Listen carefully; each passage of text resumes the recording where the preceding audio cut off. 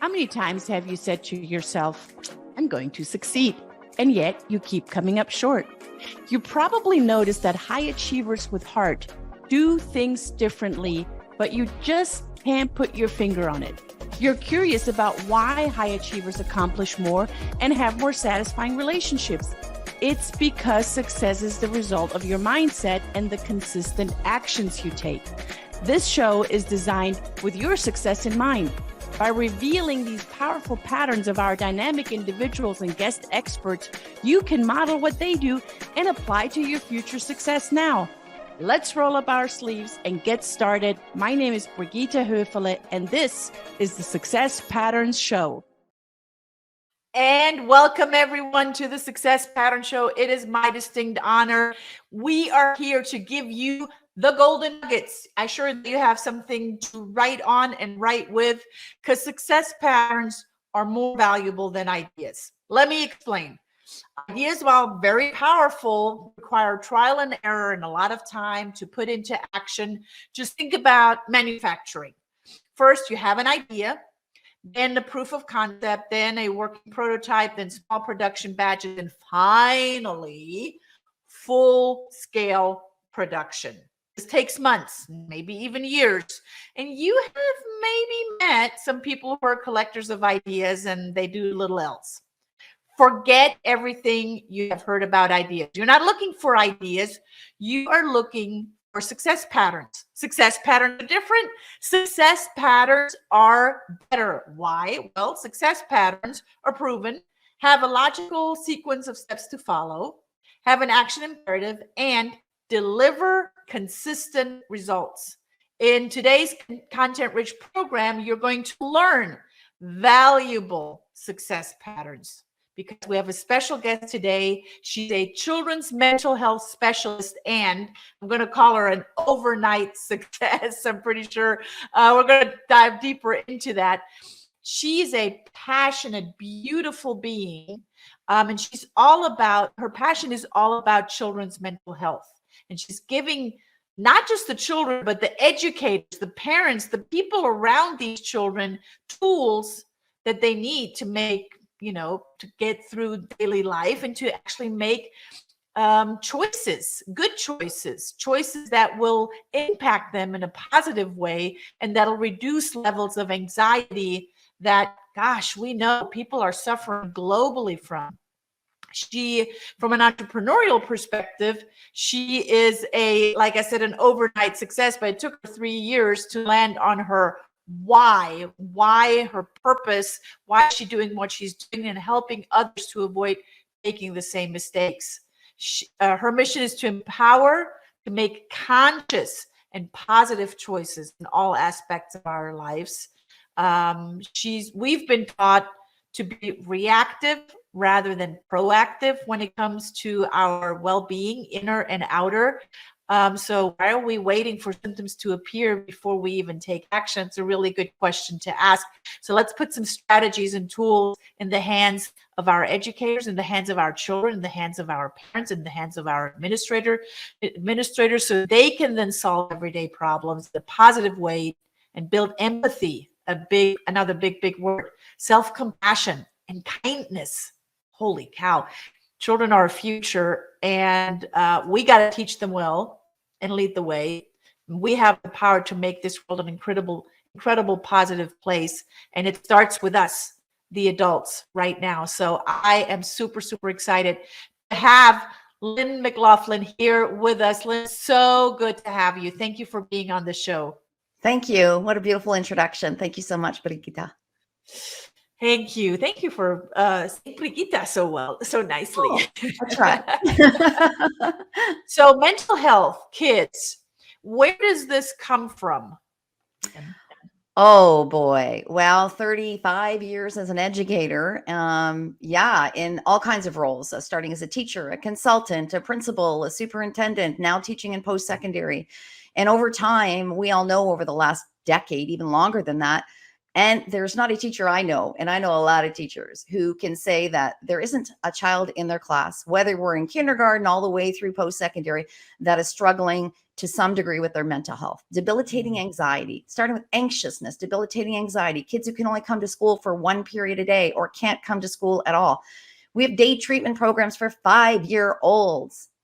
But but in all those roles though, and I thought about this just a few years ago, what happens? We need more supports. We add more supports. In our board, we brought child youth workers into schools. We trained them. We trained people on behavior management. We created rooms, zones of regulation rooms to teach kids who are having trouble in managing their emotions. We brought in emotional vocabulary. We responded to that growing need in our kids. And then in my own family, I had a daughter who really struggled with anxiety in her 20s. And what happens? We see symptoms, we respond, we get help. We got it all wrong. We got it backwards.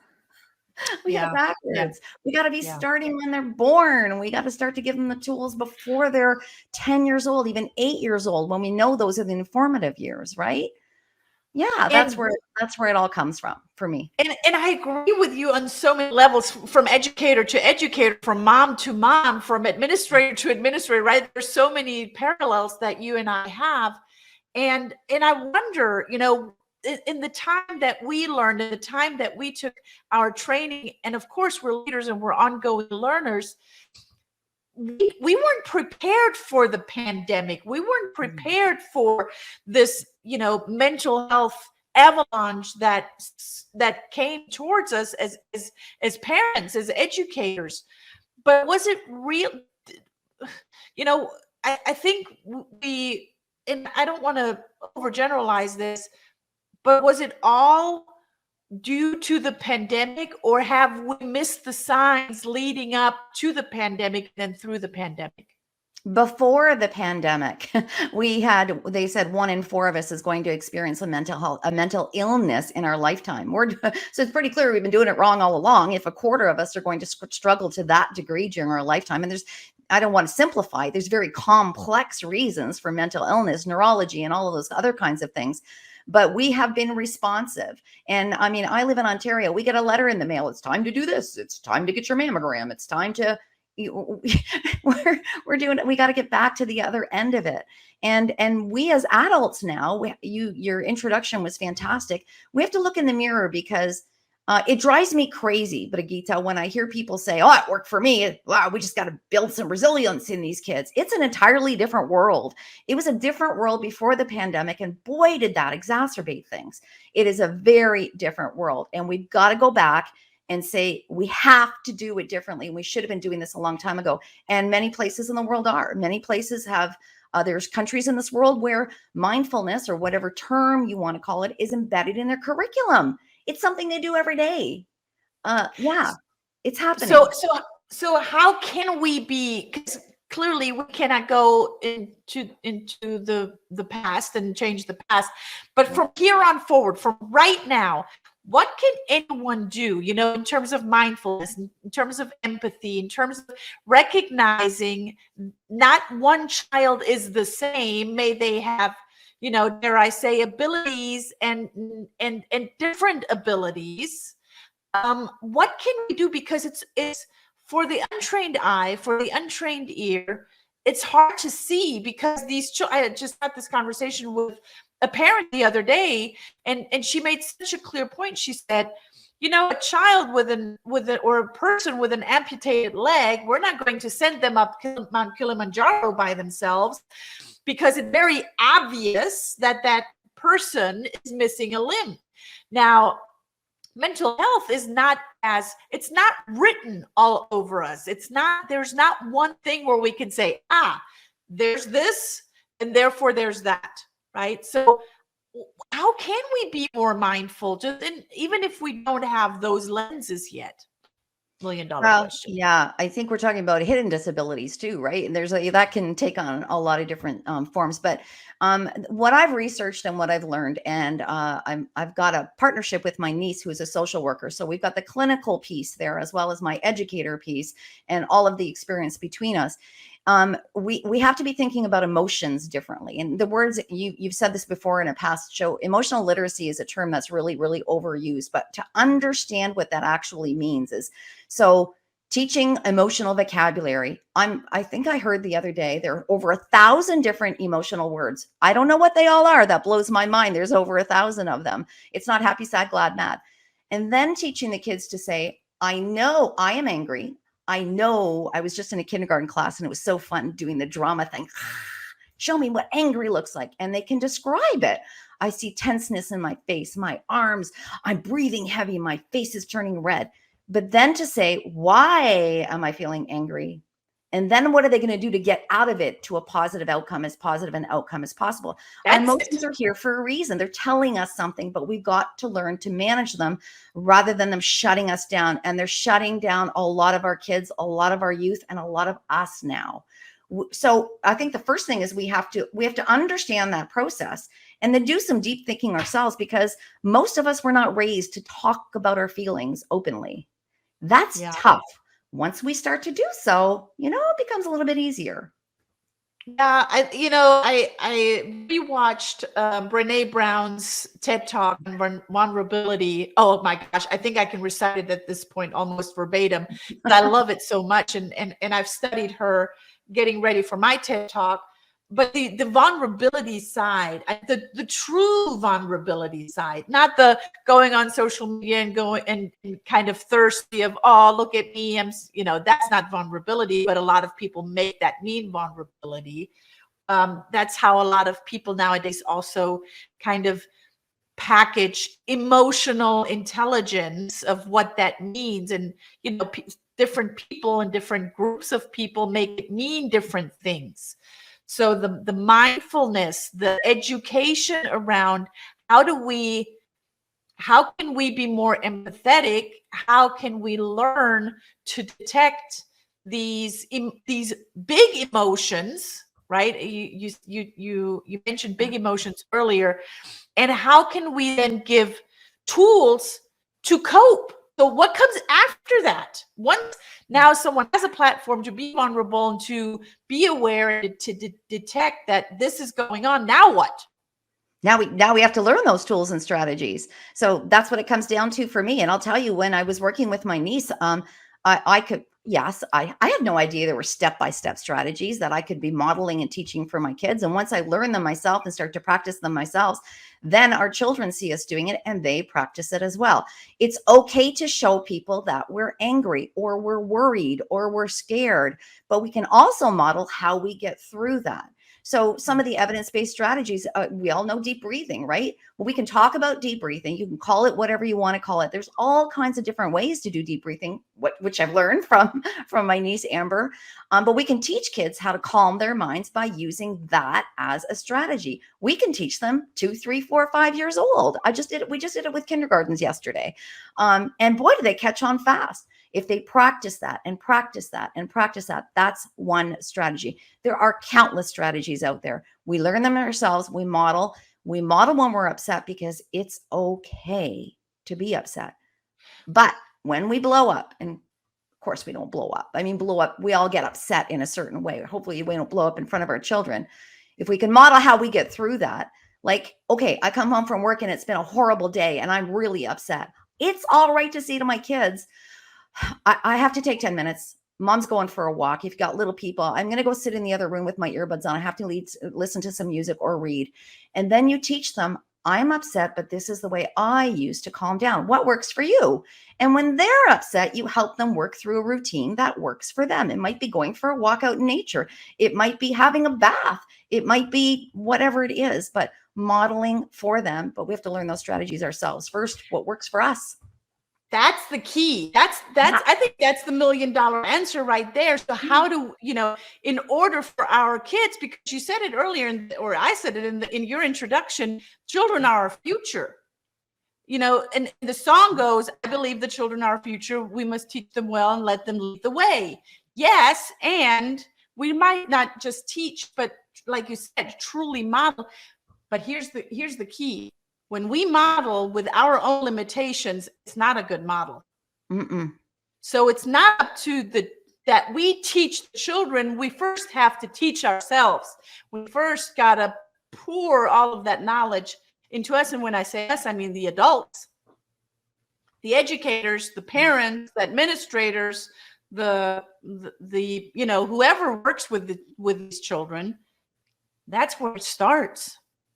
Oh, you got my crystal ball right there. My crystal ball would be exactly what I was saying earlier about the countries that are already doing it. Just imagine the synergy we could create if educators, and when I say educators, I'm talking teachers, support staff, secretaries, custodians, anyone who works in a school, were actually taught and as a whole system learned whatever the strategies are, mindfulness activities, whatever.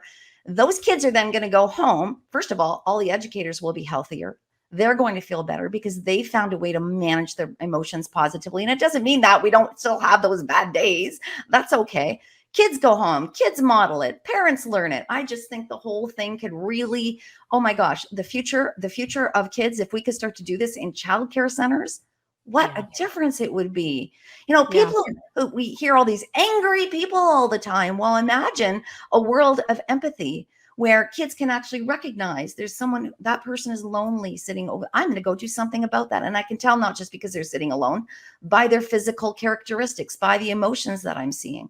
Empathy. Let's build an empathetic world and have our kids do that and learn it.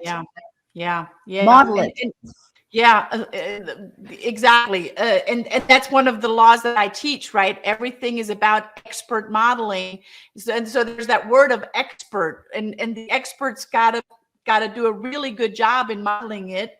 That doesn't mean that we're going to be perfect, but we got to be very mindful in modeling it. I was on Lady JB Owens' show this morning. We talked about awakening and modeling again, and having choices, and having, you know, when we're aware that we actually have a choice to either feel really frustrated and angry or neutral of, okay, so now I'm having this big emotion. What am I going to do with it? Yeah, that's right. Now, you're not just an educator, you're an author. Yeah. So you're contributing with insight to children. Tell us about your books. It's not just one book.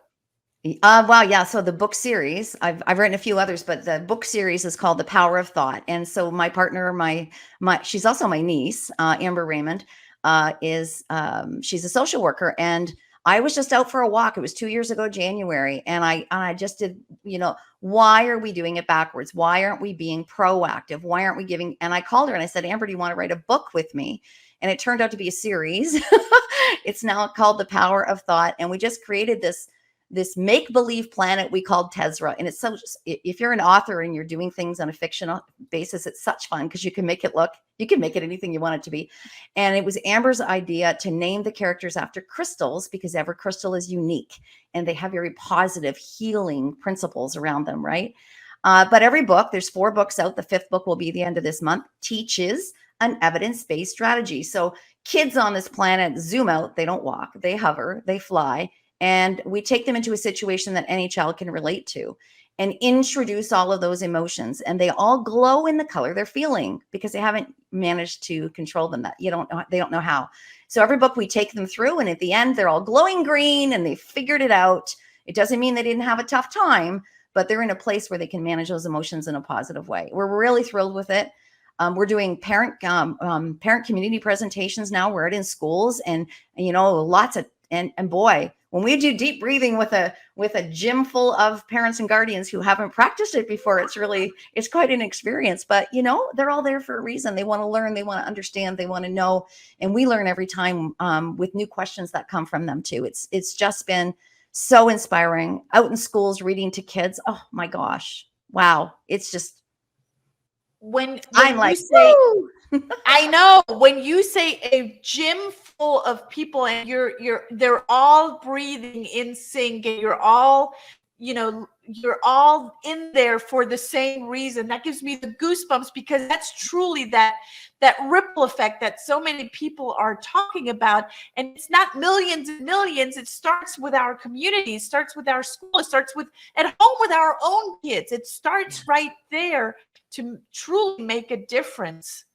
And and to use what you have so beautifully put together and written. Yeah, one of our listeners, she says that's very powerful, and I agree with you, Latanya. And she says, you know, it starts with us. It starts with the adults. So there are four books in the series right now, but I know that there's actually a fifth one coming. Yeah. So So you know what? And every time we put out a new book, we say, "Oh, this is my favorite." No, this is my favorite. And the next one that's coming out, our illustrator, we scooped her up right out of high school, Kennedy Collegiate in Windsor, Elisa Batten. And I mean, she's just taken the series to an entirely new level with her creativity. The next book is based on calming yourself using the elements of earth, wind, fire, and water. And it's really cool, like using your imagination in those realms. So every time we come up with another one, this is my favorite. No, wait. It's kind of fun. these books should be in every school library, in every classroom, in every parent's home. And is one of the books, does it come with crystals, or do all of the books come with crystals? So every character is named after a crystal, including the adults who are teaching. Opal's my favorite adult figure.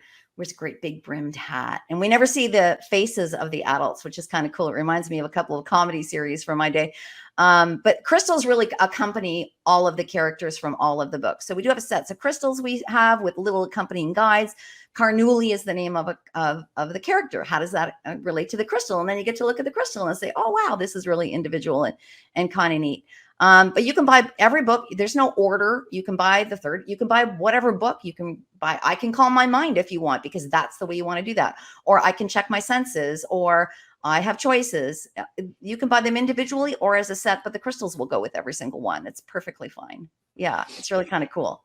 And that was my sister-in-law's idea, the crystals, by the way, as an activity center in her class. So there's a whole family of educators and child specialists in the Greater McLaughlin family. Oh yeah, there's a lot of teachers. Yeah, I love it. Oh, we've got a lot of connections. Yeah. Before we got ready for the show, or as we got ready for the show, before the show, you said two things that really stood out. Well, you said many things that stood out to me. But there's one thing that I really want to reiterate, and that is the books and the knowledge and the mindfulness and the empathetic way of being in our world creates this intrinsic way of growing up. It's not an external, but you got to be that way, because that's how, it's very reactive. But you got to be a good kid, but you got to write good grades, but you gotta. That's all put on the individual child. Where is that self that is able to grow and develop? And that's intrinsic. And talk a little bit about what these books do. Well, oh boy, I'm going to have some people call me after this, but we've got it backwards with all the pressures with academics and achievement.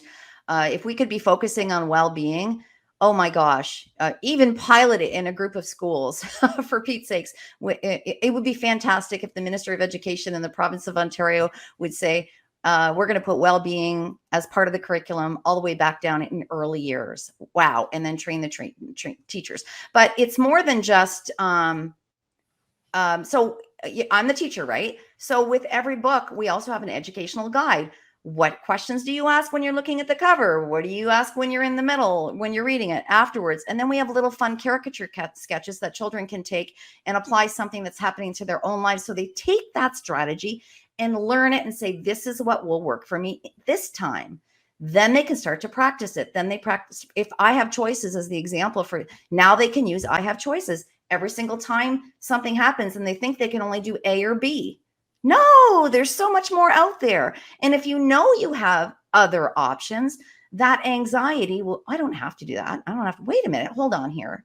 That's part of it. So it's not just about reading to kids in this series. And very often it's not if we're trying to teach something. This is about having them learn it so they can use it for life. And of the 5 strategies we teach, 2 might work for one child, 2 might work for another child. You might have 3 kids and 3 different ones working, right? Because we're all different and we're all unique, and we have to figure that out for ourselves. I hope that answered your question. Oh yes. Well, the question was very woven into many questions, because I have so many questions around that, and I'm looking for answers, right? I'm looking for answers for our own children, for all children that are coming, to create better behavior, to create better well-being. Because how is someone that is not well in their physical or their mental body to learn, study, and have good grades?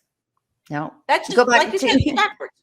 you go back to the Maslow's hierarchy of needs. The first thing is safety, I believe. Is that still? Yeah, exactly. I mean, so, and every behavior has a reason. We all know that. Every educator knows that. If there's a blow up, there's a reason for that blow up. What was the reason? And then it becomes a teaching. It becomes a learning. It becomes a, story. There's lots of different ways we can do it. But yeah, it's if we're feeling better emotionally, there no one can convince me. You send me the research that tells me otherwise, that I'm collecting right now, that says if we're feeling better emotionally, that's not going to affect our entire lives in a positive way.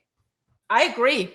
There's a law that I teach, and that states, when you change one modality, and that could be the way that you're thinking or the thoughts that you're thinking, then the others will follow. So if you're in a better mental state, guess what? Everything else will fall into place. Yeah. You said it earlier, making conscious decisions, right? If we are aware, I have time to tell one little story, and my husband won't mind if you don't mind. Just really, really quickly. We were towing an empty trailer. We had just moved my son to the East Coast, and we decided we were going to divert out of Canada down to Boston. We were going to have a great time in Boston. We hit a rainstorm coming into Boston. In the back, in my mind, that trailer was planing behind us. And I asked my husband to slow down. I think he turned up the music, actually. At one point, he wasn't slowing down. And my stress level was going like this, until I remembered my husband was a police officer, for Pete's sakes. If anyone knows how to drive in storms, he did. I took out a Sudoku puzzle. I took my eyes off the road. I looked down and I calmed myself, because me getting stressed was only affecting the overall stress level in the car. And I could have been the one to cause that accident. So a conscious decision that I made, knowing I was elevating the levels of stress in that vehicle, and I shut it off right away. But I had to be aware that it was my behavior that was causing that issue. Now, trust me, we did have a follow-up conversation about listening to your passengers, but regardless. That's funny. And what a great example. So thank you for telling that story. What a great example for us to be tuned in. And even if we're not tuned into our awareness, to bring it back, because we have a choice to be aware, not to be aware. It always comes back to making that awareness and that conscious decision.